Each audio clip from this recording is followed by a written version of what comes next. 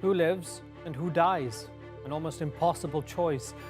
With hospitals overwhelmed and unemployment skyrocketing, it's a decision society is being forced to make. I'm Imran Gavda, and today on the Newsmakers, we look at the ethical dilemmas brought on by COVID-19.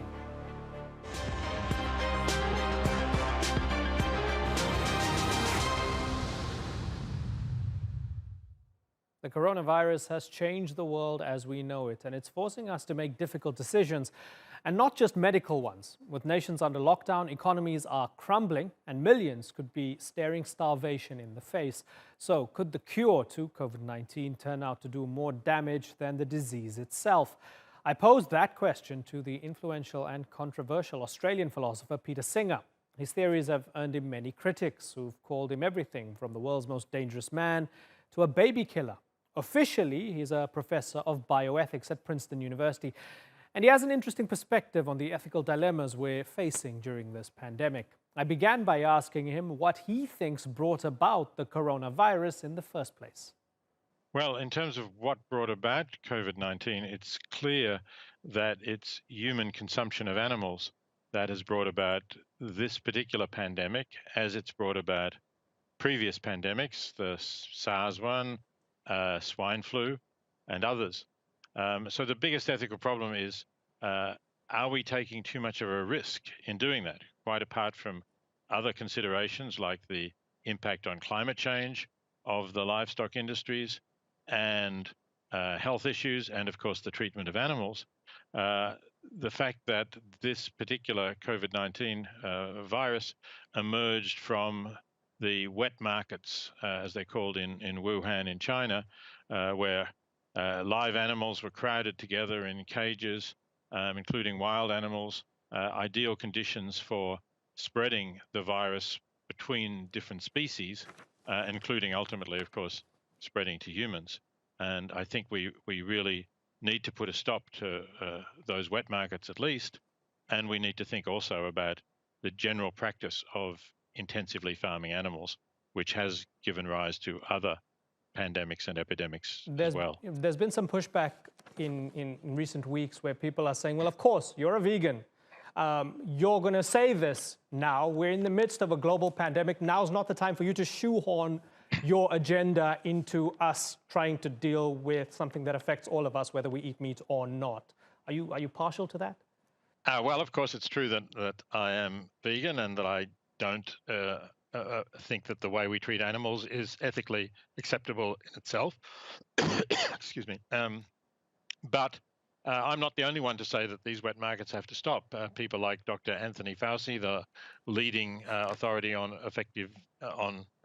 infectious diseases in the United States, has also been saying these wet markets should stop. And many other people in the health field are saying that. So to my view, it adds another reason. I was convinced that the case against treatment of animals and eating animals and the effect on the climate was already overwhelming. But this adds another reason that people can now see just how dangerous these practices are. Once we found a way of beating or managing this virus, do you think that those in power will listen? And that people, from those who are most powerful to those on an everyday level, do you think that they'd be willing to take on these changes? It's hard to say. I mean, one thing that's really interesting about this is that most people have been willing to take on very extreme changes in terms of the lockdown, in terms of staying in their house, not working, not having the social contact with others. And they've accepted that in order to avoid the risk of the virus. So I don't know, maybe when it passes, then people will just relax and they'll say it won't happen again. But, this is not the first time that it's happened. And perhaps it will take another pandemic and a few years later, and then people will say, well, we have to get to the origins of this and really shut it down, because otherwise this is going to keep happening, and the consequences for our economy are catastrophic. Yeah, away from the consumption of animals and the wet markets and so on, there is this tension between lockdowns and saving lives while possibly impoverishing people, and on the other hand, opening up, rolling the dice a little bit, accepting that a lot of people might die, but that a lot of people won't starve to death, won't lose their livelihoods. Is that an ethical dilemma? And if it is, where do you stand on this? That's a very big ethical dilemma, yes. And it's a difficult one because we are trying to compare rather different things. We're trying to compare an increased number of deaths against um, great restrictions on our lives, and that has caused widespread unemployment. And although maybe that's something that people can survive in more affluent countries, when it causes unemployment in countries with lower income, in India is an example, of course, with hundreds of millions of people with very low income, and many of them have been made unemployed, and they don't have the kind of social security or stimulus package fallbacks that people have in more affluent countries. So I think the consequences are very, very serious. Mm. So I think we have to take that into account, and we have to try to somehow get a common unit of comparison, which I think is really the uh, satisfaction that people have with their lives and the choices that people make, and somehow to balance them against the fact that, yes, it's likely that there will be more deaths if we open up the economy sooner rather than later. And as you insinuate, it differs from country to country. It seems as if we don't know how to have this conversation. So there seems to be two different appeals to emotion here. On the one hand, you have people saying, well, you're a heartless pig. How dare you support the killing of people by opening up the economy? And on the other hand, you have people saying, well, you're a heartless pig. How dare you sit there while gainfully employed with your job protected, making your stupid TikTok videos from your apartment and telling everybody to stay at home, right? I need to feed my kids. I'm going to lose my job. I'm going to lose my house, and so on. So people aren't really having a proper conversation about that. How do we actually wiggle ourselves out of that and have a proper ethical discussion about it that's mature and might actually help all of us? Well, that is the question. So I think there are some things that we can say about that, and that is we shouldn't simply be talking about the numbers of deaths. I think it is relevant to talk about who is dying. And it is true that overwhelmingly these are either older people, 75 plus, or they are people with underlying diseases. And I think instead of talking about the number of deaths, it would make more sense if we talked about the numbers of years of life lost. Because when a person who is 80 years old, and I pick that figure of 80 because I just looked at the statistics here in Australia, and that's the median age that people have died from coronavirus in Australia. And I looked at figures from Italy a little while ago, and it was 79, so very similar. So how many years of life have been lost when a 79-year-old dies? Obviously, far fewer than when a 40 or 50-year-old dies. So I think that's relevant. And another way of looking at it would be to say like this. So suppose that somebody is 80 and they are told that they can be treated and they can live, but their grandson is going to lose his job, with all the hardship that that might mean for your grandson's family. Now, I think many grandparents would say, I don't want that to happen. I really care about my grandchildren. And if they're going to go through a very tough time, which maybe will have long-term consequences for them and their families, I don't want to live another, whatever it might be, 2, 3, 5 years, so that, at the cost of making them so much worse off than they otherwise would be. It's an uncomfortable discussion, isn't it? Well, it's an uncomfortable discussion, I think, actually, particularly for outsiders. I feel somewhat more comfortable saying these things because I am in the higher risk group. I'm over 70 years. And so, by the standards that I'm adopting, I think, I ought not to be the one who is saved necessarily at the great cost of many younger people. Now, when younger people say that, of course, it's much more uncomfortable because they're saying, "Oh, you older people, we don't care about you. You can go away and die." And it's very hard to say that about somebody else. And I'm not minimizing the fact that people 70 plus are dying. That is sad, and of course, they would like to live a few more years. But that's what you have to weigh against the very serious consequences to the economy if the lockdowns continue for a long time and many there are many bankruptcies, many businesses, just don't exist anymore. I, for one, do wish that you do live for many more years. Um, Thank you. and given that you've been around for a while, and as you mentioned, you're 70 plus, a lot of people have wondered, is this really the game changer that we think it is? Has the world really fundamentally changed? Are we living in one of these greater than generational moments, those once in a century moments? Is this it? You've been around for longer than I have. Is it as big and as bad as it seems? I can't really be sure. That's a prediction. What will it be like afterwards? But I think some people who think that there's such a dramatic and permanent change are fooling themselves to some extent. I think many people, for example, in the United States, are saying, "Oh, we're much more into the collective now, into the general good, and less into individual rights, and that's going to change America because Americans have accepted restrictions on their liberty that outside this particular context you might have said they would regard as unconstitutional." But although they may accept them now in the crisis, I think that once it's passed, the forces that promote individualism and consumerism in a society like the United States are still going to be there. They might be harmed for a while, but I think they're going to recover. And it would take an enormous effort to try to retain the community spirit that people have seen in many countries during the virus after the virus is over. That was philosopher Peter Singer there. It was great to talk to him. Now, I think it's safe to say we're all looking forward to a time when COVID-19 has been brought under control and we can return to some form of normal life. But what will the world look like after this pandemic? Well, to discuss that, let's go to Singapore, where I'm joined by former diplomat Kishore Mahbubani. He's a distinguished fellow at the National University of Singapore's Asia Research Institute, and geopolitical strategist Parag Khanna.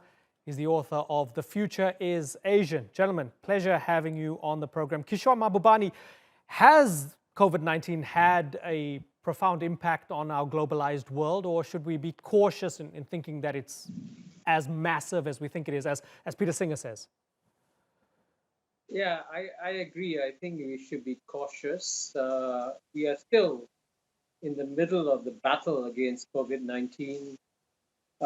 We still don't know how long it will be, whether or not we'll find a vaccine, whether or not we'll find a cure.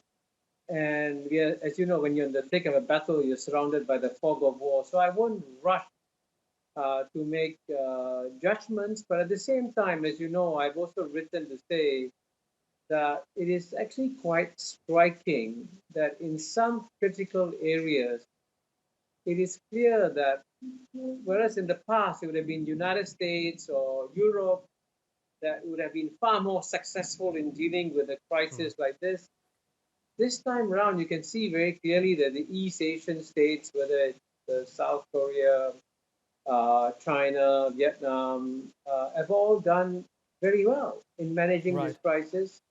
By contrast, the United States, Italy, Spain, Belgium, they're struggling. So this crisis is also indicating that maybe there's a shift of competence in management of major problems that is shifting to Asia.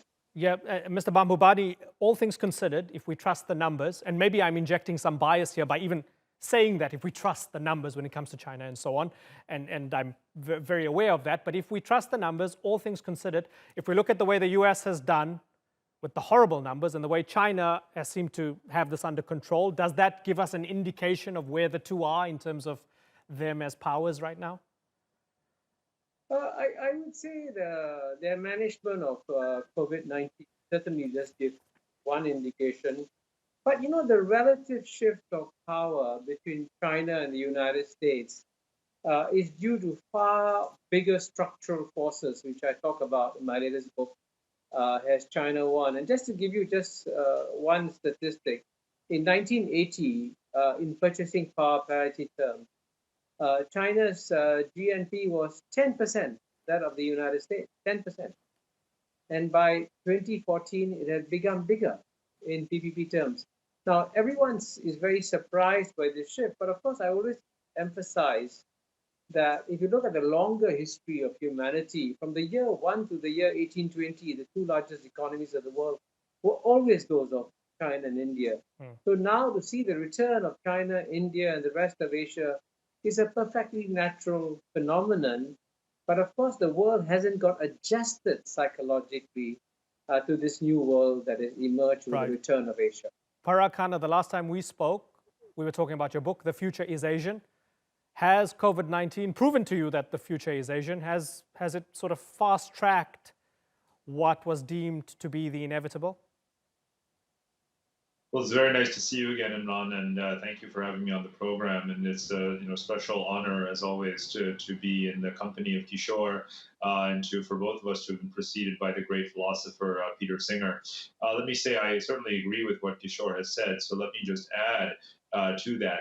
And as Kishore said, there are structural forces involved. So one should not view each and every instance or event, such as the pandemic or the trade war or the financial crisis of 12 years ago, as somehow the big turning point. These are cumulative events. And the response to the pandemic, the success of Asian societies and economies and polities in managing the pandemic is just one further data point in this direction. You hear Chinese people saying, well, I'm very glad that I'm in China. You even hear some Westerners or expatriates who live in China saying, I'm glad I'm in China and not in my home country, whatever that country may be, with a special irony if that country is a European country or the United States. So that message gets reinforced. You have the Asian students who are no longer even allowed to return to the campuses of Australia, the United Kingdom, Canada, or the US in the coming semester. And this is going to mean that they will remain home and no longer even potentially build those bonds or allegiances that they may have in previous periods to those countries.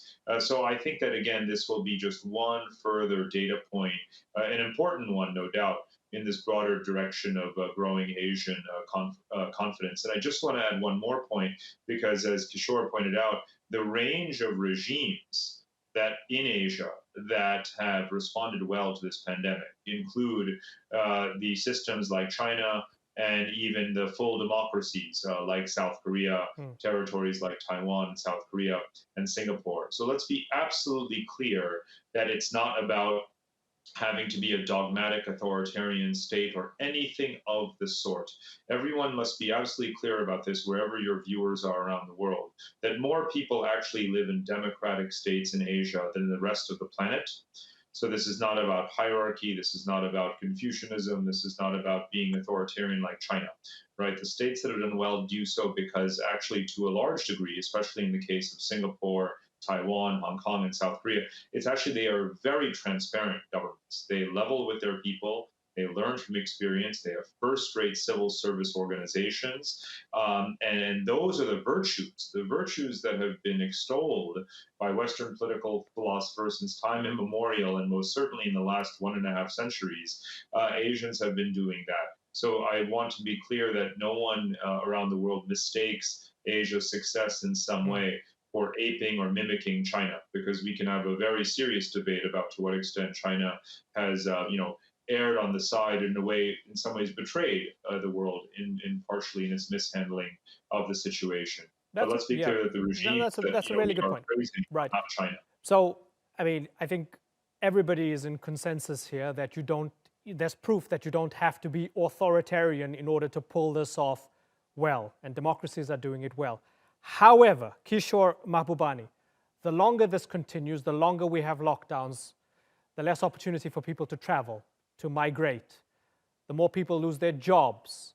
It seems to be almost like a scientific formula, not just a social scientific formula, that invariably leads to closing up, nationalism, blaming minorities, kind of ultra-nationalism, less globalization, less wanting to be a part of a greater collective of nations. Do you fear that might happen in the coming months? Well, I mean, it's certainly possible. You can't rule that out.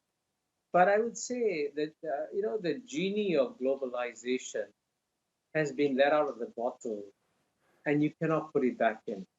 So today, you don't have 7.5 billion people living in compartments that are separated from each other. And, just about today, as you know, virtually every person on planet Earth has some kind of smartphone, which gives him or her access to what is happening around the world. They have all heard of the beauty of Istanbul, for example, of Machu Picchu, of Angkor Wat, and where I was in the Antarctic recently. And the desire to go out and see and experience the world, the demand has grown up so much. And if you look at, for example, in the first 2 decades of this century, 21st century, the aviation traffic trebled, went up 3 times in 20 years. And that trend is going to carry on. So there will be, of course, a temporary lockdown, a temporary close down. But when this is over, I expect the world to bounce back much more strongly and carry on in the way that it used to. But of course, there are some qualifications. Right. We are, as you know, in the middle of a major geopolitical contest between the United States and China, which again I've documented in my book. So that geopolitical contest will create some fractures, some ruptures. It may cause countries like Turkey to choose, do you buy Huawei equipment or not buy Huawei equipment? You'll find that's a very major choice for you to make. So there'll be disruptions like that. But the overall trend of the world cannot be scattered. In fact, I always say today, you look at the 7.5 billion people in the world. In the past, when they lived in 193 separate countries, they were living in 193 separate boats. Today, they all live in 193 separate cabins on the same boat. We are all on this global boat. That's what COVID-19 has proven. And we can't get off this boat. Right. So humanity has to come to terms with the fact that we now live in one world, one global village, and we have to find ways and means of working together. Parag, for those who fear that we might have a repeat of the 1930s, rising fascism and so on, is our world so fundamentally different that would be impossible? If bad things happen, yes, they might happen, but they'll happen in a more globalized way, not in the way they happened in the past. Is that how you feel as well? I find these analogies highly, highly imperfect, and I would err on the side of considering them rather dubious. It's very easy to find an echo or a parallel in a previous era and to say that this is exactly like the 1930s. And let's not forget that just before World War I, we had, passport-less globalization and so forth, and international capital markets, but then it all fell apart. We have to also qualify not only historical analogies, but the geography of these analogies. Europe does not represent the world. Europe represents a very small fraction of the world population. So let's be clear that when we talk about walls and borders and protectionism and nationalism and rivalries and violence and so forth, that doesn't describe everything. I can't even count the number of times in the last 10 years I read an article saying walls and borders are going up everywhere. Look at Brexit and look at Serbia and Hungary. I'm sorry, but that's not the world. Right? In that same period of time, every single Asian country was bringing down walls and borders, promoting internal trade integration. 4.5 billion people were getting more connected to each other, having more visa-free travel, decreasing the travel restrictions to each other's countries, and so on and so forth. So if we want to talk about the world, let's actually use, truly global metaphors, if you will. And so we'll go back to Kishore's point. The world is thoroughly connected. And just because the degree to which we utilize that connectivity, which is known as globalization, that may wax and wane. No one is flying right now. No one is migrating right now. But the capacity to do so, which is our degree of connectivity, is ever, ever relentlessly expanding. So it is very interesting, the point you make about migration. It's an unprecedented moment we are in. To have migration at absolutely zero is a uniquely artificially imposed circumstance that we are doing right now to ourselves, voluntarily, if you will. And this is itself an extraordinary act of global coordination, which is itself an embodiment of globalization. Let's not forget. But one day there will be a vaccine, this pandemic will lift. borders will gradually reopen in a controlled fashion. And it will be absolutely fascinating to see what the next wave of re-globalization looks like. And amongst other things, that will include people moving, people saying that, well, it may be well and good that Italy has has a protectionist and xenophobic and nationalist government, but I want you to find me 10 Italians who actually want to stay in Italy after the way they handled this pandemic. I want you to find me 5 Hungarians who think that their country is actually, in a golden age right now. It's utter nonsense. And it's the ultimate paradox of the nationalism that you see in many Western societies today is that more or less there's an inverse correlation between how nationalistic they are and to what extent their citizens actually want to stay in their own countries. So let's please bear this in mind when we talk about nationalism moving forward and contrast it with migration. The greatest emigration is from the most nationalistic countries to a large degree. Well, that was fantastic. Parag and Kishore, I'm only upset and annoyed that I have to end this because I have to move on. But it's been a pleasure having you all on the Newsmakers. Thank you very much for joining us. Parag Khanna and Kishore Mahbubani, and earlier Peter Singer as well. You're most welcome to join us again sometime soon on the Newsmakers. And thank you very much for watching. We'll see you next time. Bye-bye.